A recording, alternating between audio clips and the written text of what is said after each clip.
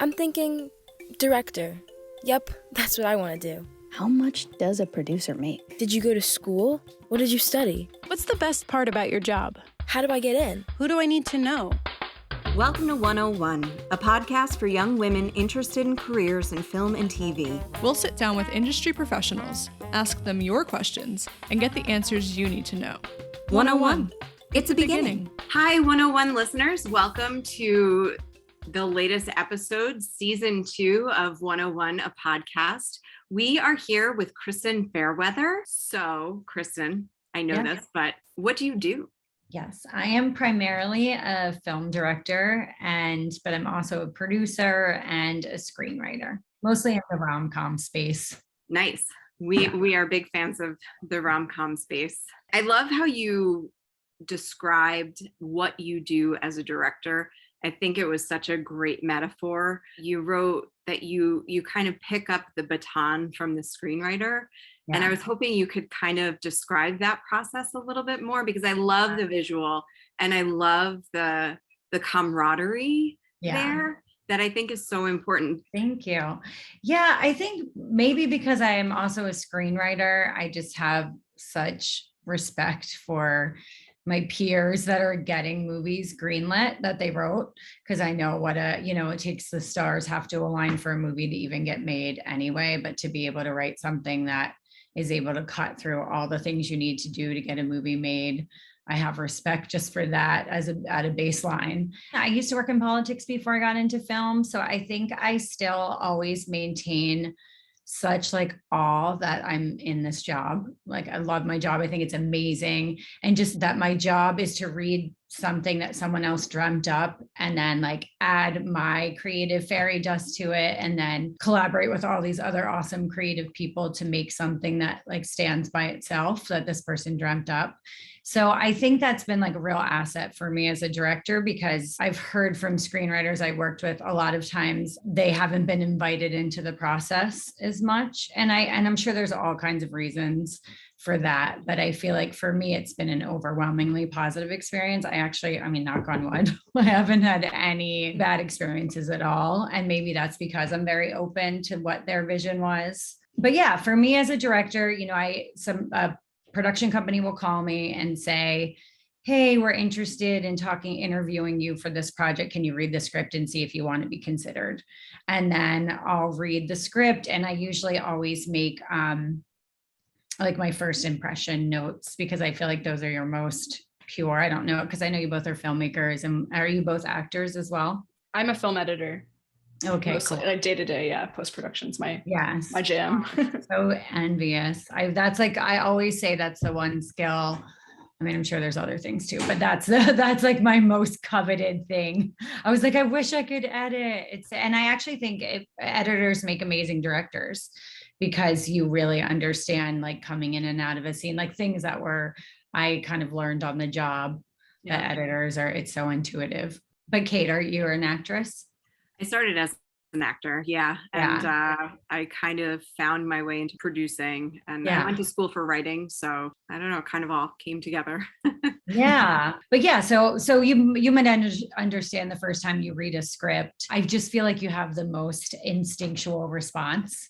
So I'll write all my notes, and then I love when the production company's open to me talking to the screenwriter. And frankly, between you and I, even when they're not, I eventually get their email and usually say hey, I'm so excited that I get to pick up this awesome thing that you wrote. And then we always commiserate after that. And I always invite them to set. And, if you have confidence in what you're doing, you believe that when they land on set, they're going to be happy with what they see, Can you walk us through sort of some of the projects that you've been working on most recently? Yeah, for me in particular, because I have this very strong interest in social justice and political work, I have work I'm working on in that space. And then my bread and butter, my for hire jobs are light rom-coms. So it's my world couldn't be more different. So currently I try to not take on really more than 5 or 6 projects at once, because it doesn't help anyone if I do that, because I can't, really realistically give my time and heart. So right now, my primary focus is on movies that I'm like a for hire director on. And I just finished one of those. We just wrapped, like I'm editing it right now. That's been a great space for me. You know, I know the two of you are really interested in supporting young women in this business and like showing them ways in. And I often say low budget romantic comedies it's a way in. And I also think it's just like a great place to build your skills and your network. I have like wonderful male director friends too. So that this is just like a broad generalization, because historically men have and still overwhelmingly get these gigs. Like they'll get like, I mean, I know dudes who get like 15 rom-coms a year. I feel like sometimes they're like phoning it in, right? Because they know there's like 14 more jobs down the pike. You know, I had an executive come to the movie I directed before this, and he was like, hey, somebody gave me your shot list when I got on set. It's so amazing. I want to send it to a director that this guy who does a bunch of movies for us in Canada, because I don't even think he shot lists. And I want to see that you have it on the, and I was like, pew, pew, pew. Like, I was like, well, why are you hiring that person? How do you not have a shot list? Sorry. That was my next question. I'm like, oh my God, I would be like a bucket of anxiety every single day. Yes. But I also say to like the younger women that I'm mentoring in this business, or just like women I chat with, it's a great entry point, but don't treat it like anything other than you would treat your passion project. Like it is, you know, I say to like the cast when we come in, like how you do anything is how you do everything. So I'm going to be here for you. Like we've been working on this for like 6 months in prep. And I feel like now that I've had an accumulation, like this is my 4th movie I just directed, where like they'll, you know, the execs will be like, wow, like this cast is so together. Like, God, this cast just like really is charming and has great chemistry and all these things. And like, yes, your actors have to show up and kill it. But like to think that they landed on set the first day without like a ton of nurturing that was like unpaid, not required, not asked for. Like when you're working on a low budget movie, there's not the luxury of a real prep. So usually my actual prep for myself and the cast in terms of like paid prep is 3 days, which is bonkers. And the way I feel like I've excelled in that space is because the minute I'm hired, the minute we're cast, I reach out to like every person who's going to stand on set, and I send them my deck, which I'll make right away. I send them a playlist. I send them references. I send them a color palette. And, you know, for the cast, I'll send what I think is like cool and magical about their character and how they all work together. So, you know, we're all making the same movie, and they understand what movie we're trying to make. And also like they can be excited about the movie that we're making. You want everybody on the same page when you have such little time together, you know? Yes. Yeah. And I love that idea that you just, you mentioned a little while ago about the way you do something is the way you do everything. Yeah. It's understandable to approach a project, especially when you're starting out, like getting coffee, running to the store, like whatever role that you have on the production, sometimes it's easy to think that it's a thankless job. And, you know, depending on the culture of the set, like you may really be justified in feeling that way, that it's a thankless job, but there is always someone that notices your work. I also want to say that like providing that level of quality is a credit to you for doing that work and to making it important. That doesn't just happen. Yeah. You know, it's like one of those things that as you get older and wiser, like now I don't need to explain that to anyone. Like I have the happiness of knowing that I provided a happy, safe set for people. We are not showing up for like the 2 people who are never going to behave the way we wish they would behave. We are showing up for like all the other people who are finally having an experience on a low budget set that is like lighting them up. And so that's who we're showing up for. And it was like a good reset for me and for them to also just be like, go back into the next day being leaders with good attitudes. I'm able to stay calm and maintain that because, even the actor from the last movie said, the one who also produces, he came to me and said, you know what, I also produce, and it's been really good for me to like see you when things get crazy on set and look to you and like you're calm. He's like, I'm going to remember that when I'm producing. And I was like, well, first of all, thank you for saying that. And second of all, like, my cortisol is still like through the roof. But what was the moment where you were like, I know that this is where I belong? I grew up all over the United States, and I grew up mostly in like Mississippi, Virginia, New Jersey, Philadelphia. And my family is just like linear thinkers. My dad's an aeronautical engineer. My sister's a compliance manager. My mom was an office manager. She also was a painter and is a painter and an artist, but it was like her hidden hobby. So, it wasn't even like I couldn't even dream that I would go into film. And I loved politics and I loved history. And so that's what I studied in college. And I got my master's in politics. I was working for the governor of Pennsylvania and just had an awesome job, had like a really coveted appointee job for a great governor that I really believed in. My husband and I had our first daughter, and I was like sitting in my office one day, and she was really little and like just born little. And I saw, like, I knew in my head my next 5 jobs, like even my best case scenario, next 5 jobs, like awesome jobs that are great jobs that I care about because I care deeply about politics. But I was like, I don't want that. Like that's somebody else's life. Like I'm in somebody else's lane. And my husband and I are like huge cinephiles. So we were going to movies like 4 times a week. Like I used to read the trades for fun. And even when I worked in politics, I loved working on our campaign ads. That was like my favorite day when we were shooting those, so there were plenty of indications, but also just for myself, I was like, how can I do that? What does that mean?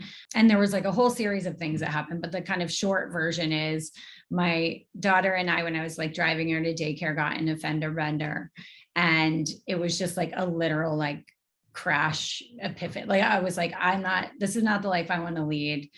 I want to work in film.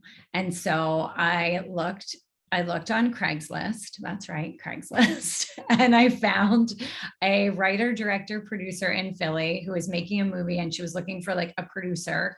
And I say producer because I was like, what the hell do they do? And then I looked up what a film producer does. And it was like project management and raising money. And I was like, okay, I've run big campaigns. Like I understand some of the skills needed. Mm-hmm, mm-hmm. And so I met her, and like by the awesome, by good fortune of my life, she ended up being also just like a dreamer, but a type A dreamer, like the best kind of dreamer, because we just made the impossible happen together. And that was a film she wrote and directed called Future Weather, and I produced. And it was like, in retrospect, we said we should have filmed that journey because it was just unbelievable. I left politics. Everyone in my life thought I was insane. And thankfully I have like an awesome husband who was like, I think secretly thought I was insane, but said to me like, okay, like do it, let's try it. And so, I'm making it sound much easier than it was. I was like working a ton of other little pickup gigs, but we made it work and kind of taught ourselves how to make a movie. And it took 7 years, but that movie premiered at the Tribeca Film Festival. We had these amazing journeyman actors in it, and it was just like a Cinderella run, even though there were like so many ups and downs. But I thank my lucky stars that that's how I started, because I believe in the impossible. I believe like I will take chances that I never would have taken, I think, if I took like a very traditional route. And I think you can take a traditional route and take chances, but my particular personality, I don't think I would have unless I like went down that path. And just like a funny aside is we got into a bunch of fellowships. We got this like grant with Film Independent, and we flew out to LA, and it was like our first big thing. And we went around the table with the other 12 filmmakers, and everyone's like, how did you meet your producing partner? And everyone's like USC, NYU, like every person. And then we were like Craigslist. And everyone's like, we want to meet you guys and we want to talk to you. You know, it ended up being like the thing we were most embarrassed about and felt like we needed to like be legitimized, ended up being like the thing that everybody was like, how the hell did you get here from like Philly and Craigslist? It was a good lesson that like what you often think is like your weakness is actually your greatest strength in this business if you own it. I love that.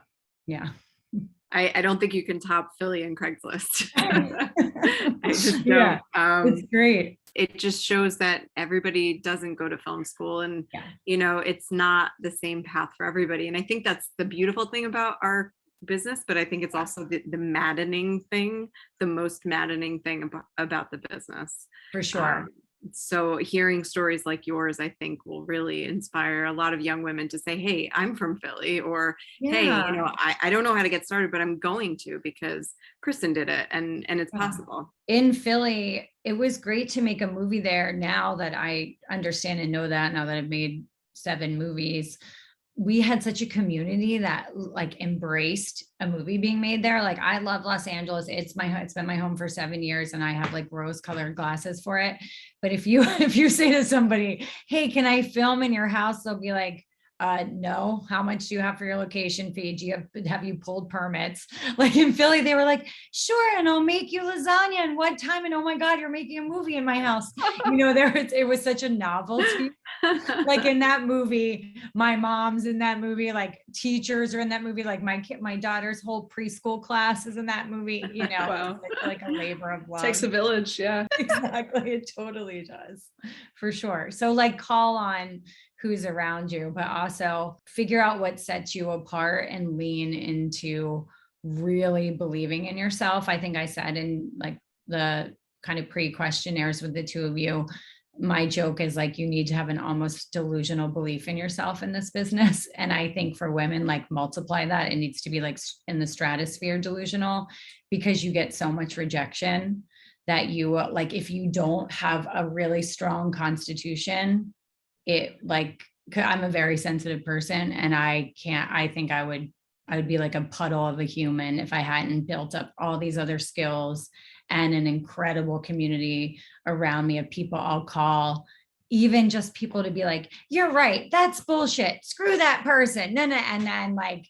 you get it out of your system and then you're like, okay, I feel better, I was overreacting or I wasn't overreacting, you know, just sounding boards to be able to like keep your heart and soul in this wacky biz. Yeah, that is so important, like more so than anything else, like having that community. That's something that's been kind of ongoing with some of our other guests that they've said that have helped them cope with, you know, what it takes to be in this business. Yes, there's a different way to function in this business. And part of what I really care about as a director is highlighting the importance of emotional intelligence. And I think in what's traditionally been like a business of like steamrolling, or like if you're this like difficult auteur, you must be brilliant, where I like really think that's deeply untrue.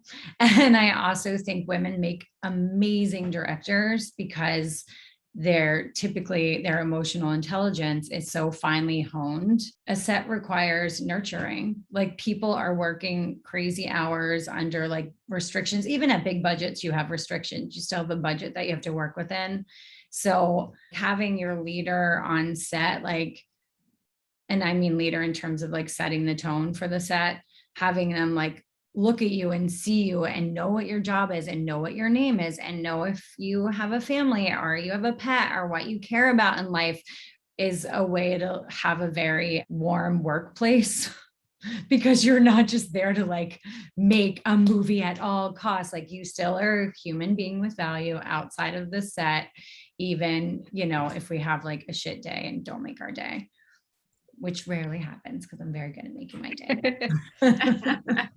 As a director, can you just tell us sort of about what your day-to-day responsibilities are, even though it's not just being on set, it's prepping, getting everybody ready for set, and then everything after that. So yeah, when I'm not in production, when I'm in development, my day-to-day is reading scripts, talking to teams that I'm working with, looking at budgets, because I also produce, And, I love when I get a writing day and I like turn everything on do not disturb and like play music, go to the beach and write and like refill my own creative tank. And then when I'm in prep, it's mostly like watching movies that I think will inspire me, looking at like different color palettes, walking in nature, looking at art, looking at different types of photography, like anything that will start to turn into like some piece of the new puzzle that I'm trying to make. If I'm introduced to the screenwriter, if it's not a project I've developed, I would certainly talk to them about like, why'd you want to write this? Like, what's cool to you? Like, what do you love about these characters?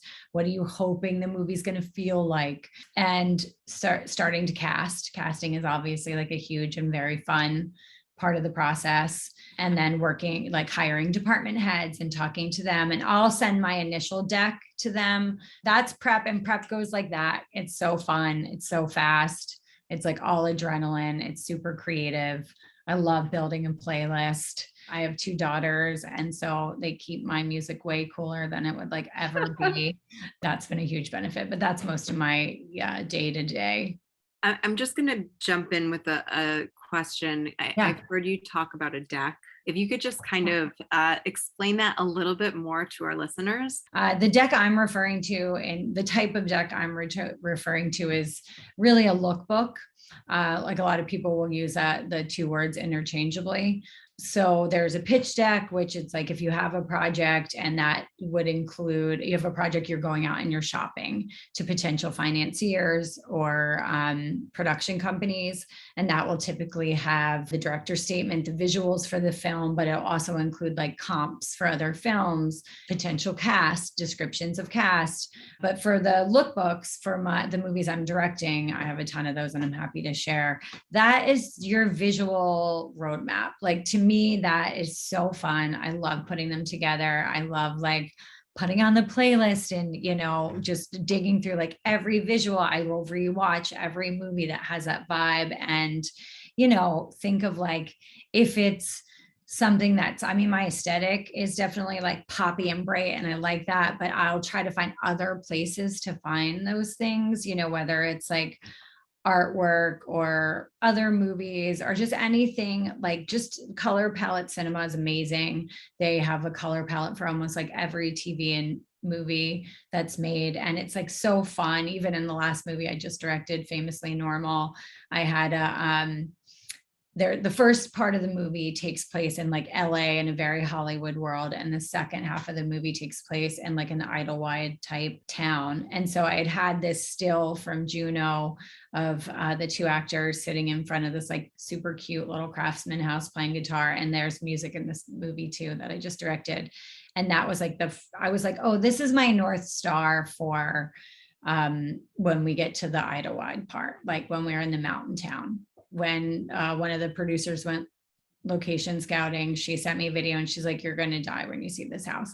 And it was like exactly like the modern, cute, contemporary rom-com version of that house in like the woods in Pasadena. And so it was great. It was like seeing that like emerge off the page, and it was fun because it was, the producer got to be a part of that too, because as soon as she saw it, she was like, yes, like this is what they want for the, this is what Kristin sees for this movie. So lookbooks to me are really fun. It's something you can definitely do as a emerging filmmaker, even for short films. I think it's just such a good way to start to hone your vision as a director. And, when I see that movie, I'm so proud because like that, I just kept believing in myself. Not that I wasn't like deeply questioning along the way, but you just get more confident. So I think if you just make like your next best decision, and I often say like being a Gen X like kid who was like sitting in front of the TV for lots of my life has ended up being hugely beneficial to my career because I have just like a depth of knowledge about film and TV that I use all the time. Yeah, references are huge to try and map out what you're looking for. When you found that location, like it's just so magical. Coming from post and then thinking about pre, it's just like, wow. Yeah, right. It's so fun. It's a fun part of the process when you're all building that together. When you're finally there and the art department has put together this magical garden and they're having this romantic night and the actors are there and we all been dreaming that up together.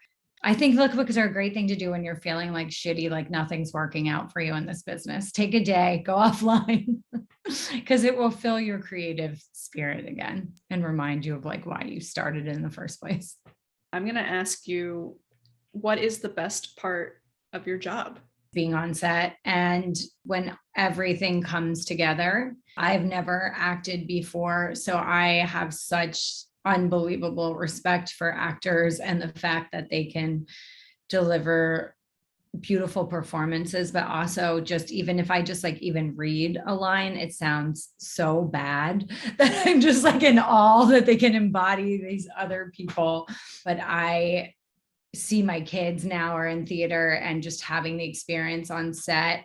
I'm just like, this is amazing. Like there's nothing beats this high to me of like just everyone in like playing together. How cool is that? That's the coolest job in the world, that we get to just show up and like make believe and care about it and pour. It's just like you have such sensitive souls in this business. And I think because I work really hard to set a positive, happy tone on set, that I try really hard to bring in everyone in every position. And so it's cool to me when I'm sitting at the monitor and like the first AC is there and we're like laughing, or, you know, even after in this last movie, there was a young actress who's amazing. And after she finished a take, like one of the guys on the crew came by and he was like, she's so good, she's going to be a star. Like, you know, it was just, and I was just like, oh, I love that we're all invested in this creative endeavor together. And then my second favorite part of the job now is having a chance to actively in real measurable ways open doors for other women in this business, and also try to change like set culture, push back against things that have been like traditionally accepted that we all know are not okay. So that's been my second favorite thing that I'm leaning really hard into in this like next part of my career. I think those are such important things. So we're going to do the flip side of that, the best part of your job. What do you think is the most challenging part of what you do? This is a really hard job if you want to do it with a lot of integrity. And I think, and which I do, and I care deeply about, and I have like a very deep sense of justice. I think like the surface level hardest part of my job is managing competing agendas, you know, making a decision on set. I really have to think about the big picture for everybody. And I think that's hard. It's difficult, but it's a skill I've worked really hard on. I think working in politics before this, like not, these are thick-skinned industries. And so I feel like that I have that skill, like I got it. Every time I'm talking to a younger filmmaker, I will be like, here are the books that I love about directing, directing actors, directing for camera, directing for film and TV, cinematography. But just as important is, here is Brene Brown's book on leadership, Glennon Doyle's book on leadership and treating other people a certain way, Adam Grant and his way of thinking in new progressive ways. Like those to me are just as important as the creative skills if you want to be a director, in my opinion. Everything comes out in the wash eventually. And if you're like showing up and being a certain type of person in the world and a certain type of director, it pays off. That is the truth. And I know that, you know, not many people are comfortable discussing pay, but you know, when you're starting out, you need to know what's normal. And then as you move forward, what you're worth. So can you just sort of map out what the pay scale would be for a director? Yeah. I mean, the first thing I would say is anyone who's working as a writer, director, or producer should become familiar with the guilds, the PGA, the DGA, and the WGA, and they all have charts that will tell you the minimum payment and the maximum under all different scenarios. You know, meaning like for a feature film, for first draft, for second draft, for third draft. And I think that's just really a great way to empower yourself to know. For a director of a feature film, it wildly fluctuates. Normally there's like a measure, it can be 5 or 10% of the budget. In the low budget space, it's fully the Wild West. Like you could be offered, I have heard about women being offered $10,000 for a feature film, which is insane. But it happens, and it happens frequently to experienced women. more commonly, it's in that like $20,000 to $40,000 space. For most of my male counterparts, it's in the $40,000 to $60,000 space and up. and then I think there's definitely a DJ minimum, which I believe is closer to like that 60 to 100. So that's the general ballpark. But I do think it's great. And I do think we should normalize talking about salary, because like they're counting on kind of the silence. And I also think it's definitely empowered me in my own negotiations to know what my male friends who are directing budgets of the same level with often less experience, and the first offer that they get from the production company is more. And even it's actually kind of good for them to hear, because my guy friends have been like, what? They offered you what for? Like they can't believe it. And so it's good for them to see too, because they're, in this ecosystem with us. Yeah, for sure. I think the more we talk about it, the better it's going to get. Yeah. And we also have colleagues who are very open about like what they're making, and they support and empower women just as much as, we support each other. So yeah, it's amazing. For sure. I wanted to add another question, just if you're comfortable talking about it. I am also a mom, and I have 2 little ones, and I wanted to just kind of talk a little bit about being a mom in this industry. How do you do it? Yeah, I think it's really hard for sure. And I'm working on a feature documentary, and it is about motherhood in America. And the impetus for making that documentary was what happened with myself and almost every woman I know with kids at the start of the pandemic. I think it was very quickly revealed that where we pretend women's rights are in this country, and that was obviously pre-Roe being overturned, and where they actually are is a different thing. I think I've gotten better with juggling like motherhood and being a filmmaker. And I also think the industry's gotten better as my kids have grown. Now I have my 2 daughters are 13 and 16 now, which is really different than like, when I had my second daughter, I was like driving with her to North Carolina for the set of like for that first movie, Future Weather. We got into this Netflix contest, and my daughter was like, I want to say she was like 10 weeks old. And it was our first big break, of course, came like right after my second baby was born. So I was like nursing in like tiny bathrooms in the middle of nowhere. And then my like dad and stepmom would take my daughter around Asheville. We have all these pictures where she looks like she was like just out of the womb in front of like an art gallery, like with a little I'm like, there's you on your first film set. But I think it was really hard. I look back now and I'm just like, oh my God, I'm so much easier on myself and all the things that I was accomplishing. And frankly, my daughters, all the things that I thought would be like, they're going to remember I wasn't there. They're like, I don't remember that. So I feel like they remember all the great times that you show up for them. And also like, especially, I think it's important for girls or boys or the kids in general that you're raising. But like, I read this somewhere and I really resonated with me. Somebody said like, you don't want to always, like every time my husband leaves for work, he's not like lamenting leaving the kids.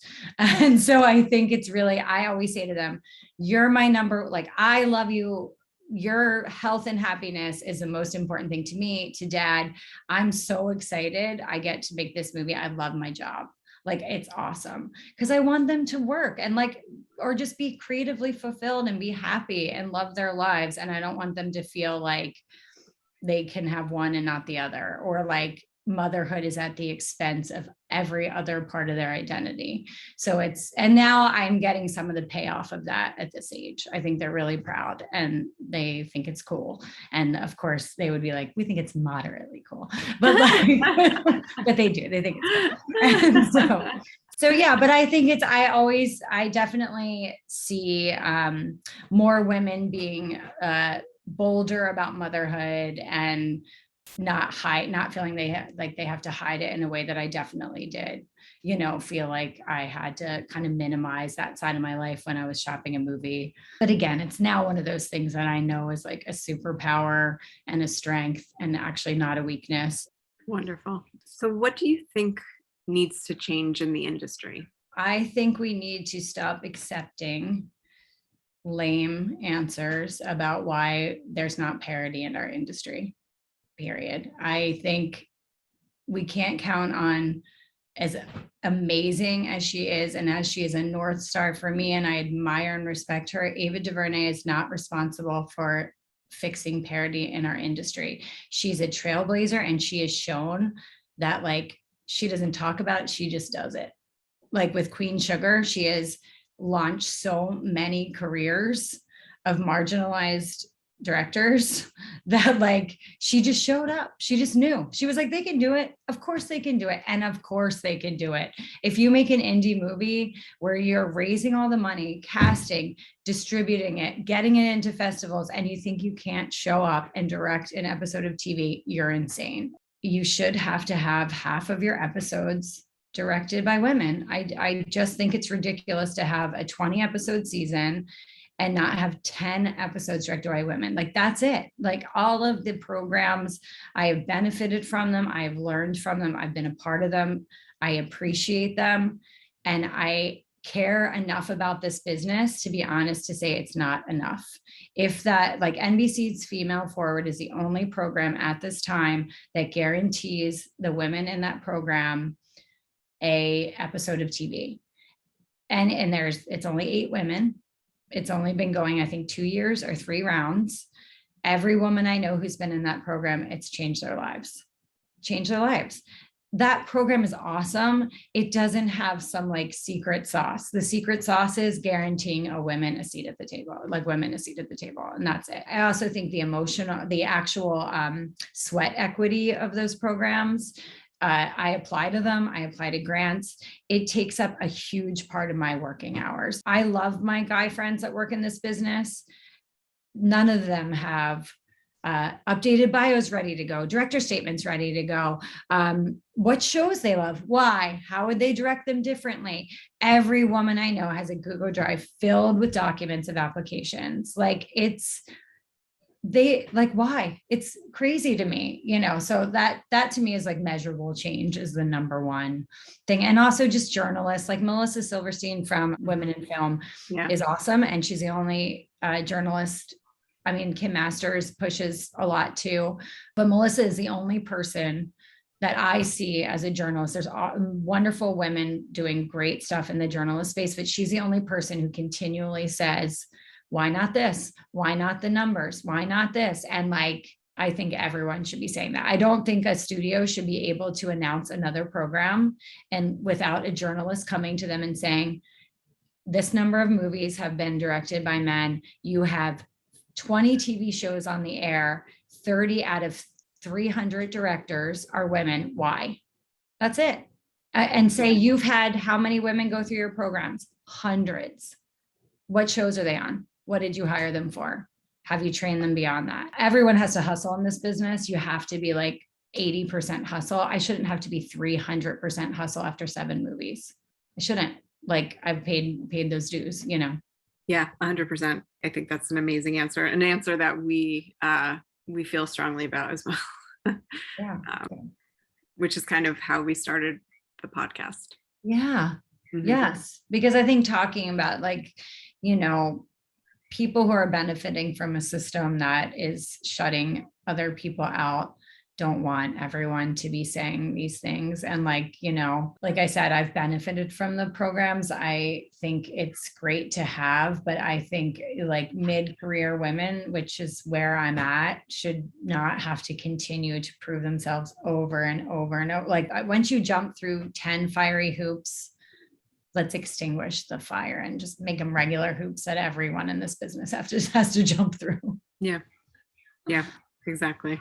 All right. Well, Kristin, thank you so much for joining us today. It was so wonderful talking to you and just learning about your experiences and all of the things about the business that are important to you and that we should be doing more of. This has just been so valuable for us and for our listeners, and we're so grateful. Thank you. Thanks to both of you for having me, and thanks for creating this podcast and just elevating the topics that we need, and also just focusing on making this business more accessible, because I think that's like the big dirty secret, is that like anyone can work in this business. There's lots of perceived barriers that Yes. that are not necessarily really there. Yeah, no, trying to demystify what this is all about and what it takes. Exactly. And every time we have these types of conversations for one-on-one, I'm just reinvigorated each time. So thank you. Thank you. Thanks to both of you. It's really nice to meet both of you too. You too. Thanks so much to our listeners, and tune in next time. This is 101.